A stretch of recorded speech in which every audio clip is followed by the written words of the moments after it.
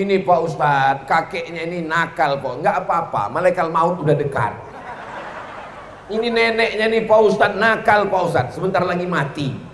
Tapi anak-anak yang hijau-hijau, tunas-tunas yang baik, ini mesti kita jaga. Lama juga saya merenung memikirkan, kenapalah anak Musirawas Utara bisa baca Quran sebelum mulai pelajaran? Kenapa mereka bisa peduli? Kenapa ada anak-anak yatim? Ustadz Somad ceramah, siapa itu pendusta agama? Pendusta agama adalah orang yang mengejek agama. Bukan, orang mengejek agama bukan pendusta agama. Mereka kafir karena mengejek agama. Pendusta agama adalah ara'aital ladzi yukadzibu biddin fadzalikal ladzi yad'ul. Itulah pendusta agama, orang yang tak peduli kepada anak yatim. Maknya meninggal, ayahnya meninggal, anak yatim. Saya anak yatim, ayah saya meninggal, mak saya meninggal. Walam yablugh al-hulm, belum akil baligh. Ini sudah akil baligh, tak yatim lagi. Maka mereka tetap dibagi zakat, dibagi sedekah. Kalau dia masuk fakir miskin, ini anak-anak yatim disantuni mau bulan Ramadan. Kalau bulan Sya'ban, santunan anak yatim penuh sampai bingung anak yatim jadwal undangan pagi, undangan siang, undangan malam. Habis Ramadan makan apa? Memangnya perut anak yatim laparnya bulan Sya'ban saja? Tapi di Muratara, di setiap desa, di setiap kampung sudah menjadi kebiasaan lazim setiap 3 bulan sekali. Bahkan ada satu desa santunan anak yatimnya 50 juta dibagi dalam 3 bulan, 2 bulan sekali. Allahu Akbar. Mudah-mudahan desa-desa lain yang mendengar ceramah Ustadz Somad, walaupun Ustadz Abdul Somad tausiahnya di Muratara, di kantor Bupati Musirawas Utara, Sumatera Selatan, tapi insya Allah rekaman ceramah ini ditonton dari Sabang sampai Papua, insya Allah. Amin. Saudara saya yang ada di Papua, saudara saya yang ada di Makassar, saudara saya yang ada di Banjarmasin, saudara saya yang ada di Sumatera, saudara saya yang ada di Brunei Darussalam, yang ada di Malaysia, di Singapura, walaupun saya tak masuk, ceramahnya tetap masuk. Maka kalian mesti tahu kabar gembira ini. Anak yatim dapat santunan di setiap desa. Kalau sampai ada anak yatim diusir dari kelas karena belum bayar uang sekolah, anak yatim tak boleh masuk sekolah karena tidak mampu bayar, kita menjadi pendusta agama. Tapi di Musirawas Utara, program santunan anak yatim berjalan dengan lancar. Siap menyelamatkan janda-janda?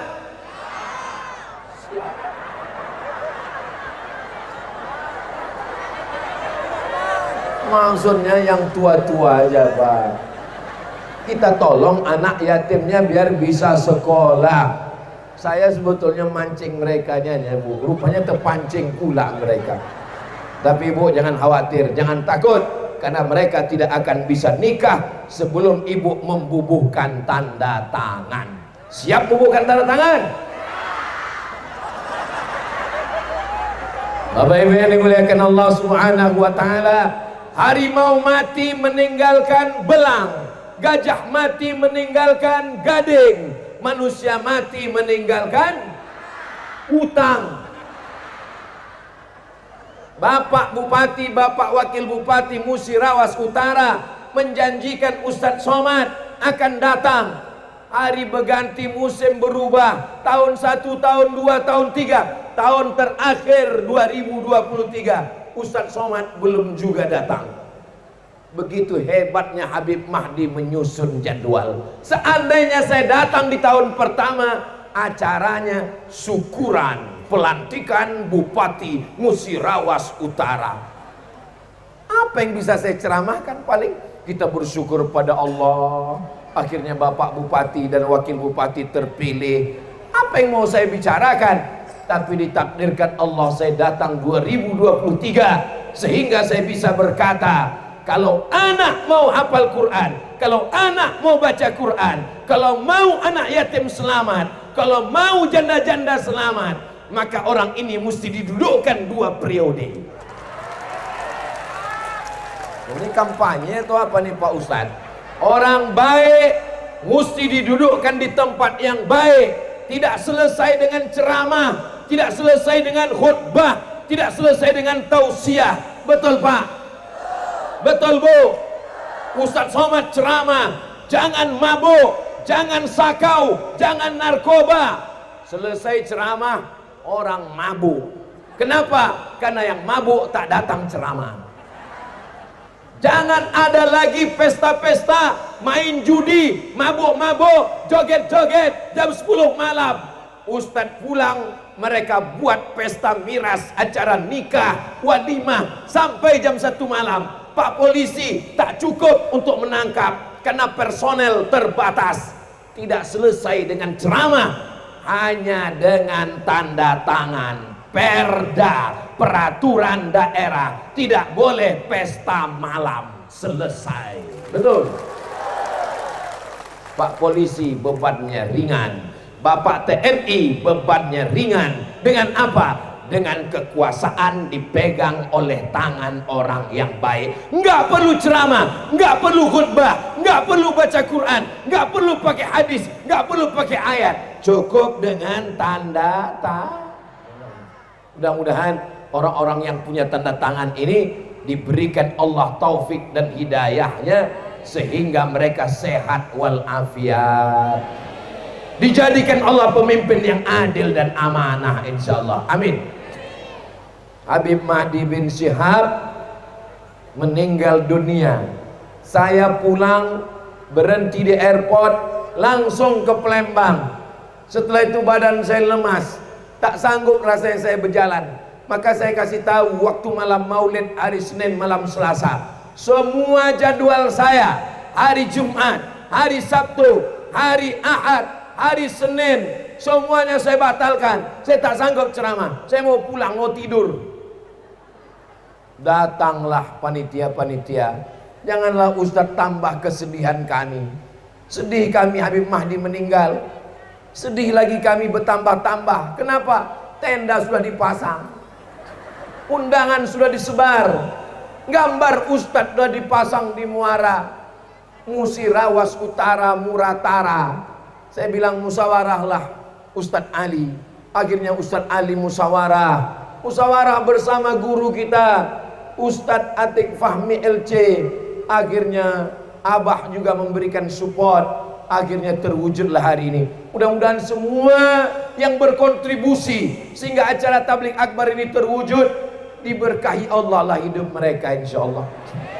Habib Mahdi yang sudah meninggalkan kita, dilapangkan kuburnya, dijadikan beliau salah satu penghuni surga Jannatul Firdaus insyaallah. Amin ya rabbal alamin. Bapak Ibu yang dimuliakan Allah Subhanahu wa taala, ini tanggal, memang kalau terlalu panas lupa tanggal memang. Ini tanggal 21 Oktober. Besok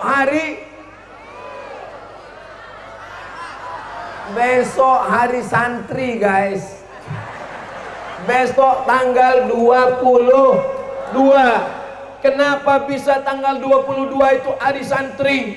Kita tahu tanggal 10 November hari pahlawan.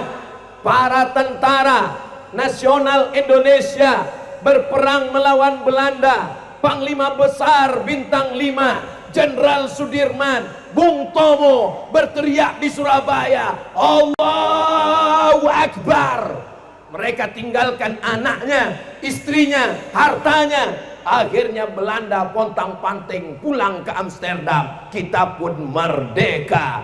Di pembukaan Undang-Undang Dasar 1945, atas berkat rahmat Allah dan keinginan bangsa Indonesia yang luhur, kita pun merdeka. Jangan lupa, kenapa mereka rela hilang hartanya, hilang nyawanya? Itu karena ada fatwa ulama, resolusi jihad yang dikeluarkan Hadratus Syekh Mbah Hasyim Asy'ari dari pesantren Tebu Ireng Jombang pada tanggal 22 Oktober. Itulah mengapa kita peringati Hari Santri. Rupa-rupanya program-program yang baik di Musirawas Utara, dari pengentasan buta huruf Al-Quran, tahfiz Quran, tahsin Quran, anak yatim, tak boleh pesta malam, itu semua lahir karena ada seorang santri alumni pesantren Ittifaqiyah yang diberikan Allah amanah dan jabatan. Maka jangan takut menyekolahkan anak ke pesantren. Anak ibu di mana? SMP. Anak ibu di mana? SMA. Anak ibu di mana? Anak saya pesantren Pak Ustaz. Gara-gara nggak lulus di SMP, gara-gara nggak diterima SMP negeri, saya masukkan ke pesantren. Pesantren bukan pembuangan anak bodoh. Pesantren tempat anak pintar. Nanti kalau anak saya di pesantren bisa jadi apa? Taman pesantren bisa jadi polisi. Betul? Siapa yang bilang? Saya undangan tausiah ke Lampung. Sampai di Lampung, diletakkan di hotel lantai atas, kunci pintu. Ustadz Somad, tidak ada siapapun yang boleh masuk ke kamar Ustadz. Tutup, siapapun gak bisa masuk. Setan bisa, karena setan masuk lewat angin, bukan melalui pintu. Kunci pintu. Tak lama tiba-tiba ada yang mengetuk pintu. Assalamualaikum. Katanya nggak bisa masuk. Ini kok bisa? Saya buka pintu, tengok Brimob. Kenapa Pak Brimob datang? Mau ngapain? Saya sangka mau nangkap saya. Saya adik kelas Ustadz dulu di pesantren. Kok adik kelas? Ya, saya adik kelas Ustadz dulu pesantren, dan sekarang saya masuk Brimob jadi polisi Pak Ustadz. Itu bukti anak pesantren bisa masuk polisi. Allahu Akbar.